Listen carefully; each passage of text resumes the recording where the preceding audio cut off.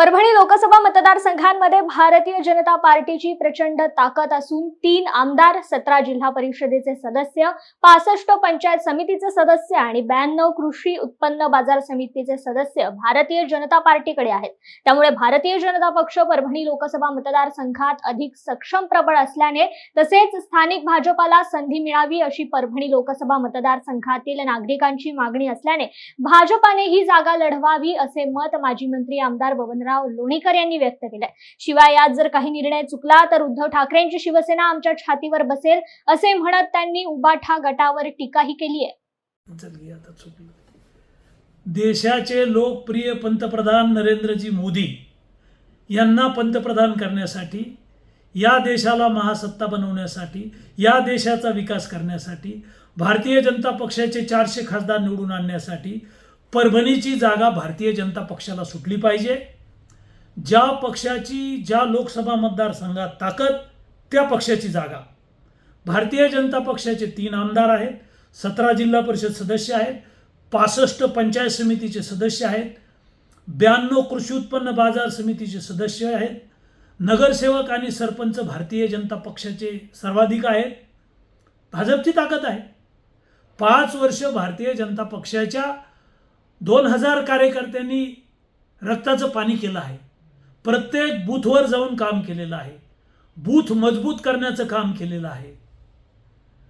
भारतीय जनता पक्ष या जिल्ह्यामध्ये प्रभावी आहे। या पक्षाकडे प्रभावी उमेदवार आहेत आणि स्थानिक भारतीय जनता पक्षाला संधी मिळावी अशी परभणीच्या लोकसभा मतदारसंघातली जनतेची मागणी आहे। बंडू जाधव हे मूळचे लातूर जिल्ह्यातले, परभणीत खासदार। भजोरिया हे अकोला जिल्ह्यातले, परभणीमध्ये आमदार। परभणीमध्ये सक्षम नेतृत्व, ताकदीचं नेतृत्व असताना भारतीय जनता पक्षाने ही जागा लढवली पाहिजे। नसता काही निर्णय चुकला तर पुन्हा एकदा उद्धव ठाकरेंची शिवसेना आमच्या छातीवर बसेल। गेली 35 वर्ष शिवसेना आमच्या छाताडावर बसली होती। खासदार त्यांचे, आमदार त्यांचे, ताकद त्यांची। खूप अन्याय, जुलूम भारतीय जनता पक्षाच्या कार्यकर्त्यावर झाला आहे। त्यामुळे परभणी लोकसभा मतदारसंघातल्या जनतेची, कार्यकर्त्यांची, नेत्यांची इच्छा आहे, आम्ही सगळे नेते, सर्व लोकप्रतिनिधी माननीय देवेंद्र फडणवीस साहेबांना भेटून हे लॉजिक मांडलेलं आहे, लेखी दिलेलं आहे।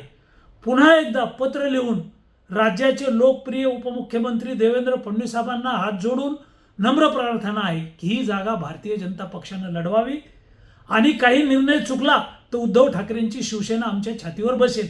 त्यामुळे आम्हाला खूप दुःख आणि वेदना होत आहेत। भारतीय जनता पक्षाच्या बाजूने निर्णय व्हावा यासाठी माननीय मुख्यमंत्री एकनाथराव शिंदे, माननीय अजितदादा पवार आणि देवेंद्र फडणवीस साहेबांना या जिल्ह्याच्या वतीने आमची नम्र विनंती आहे की ही जागा भारतीय जनता पक्षाला सोडावी।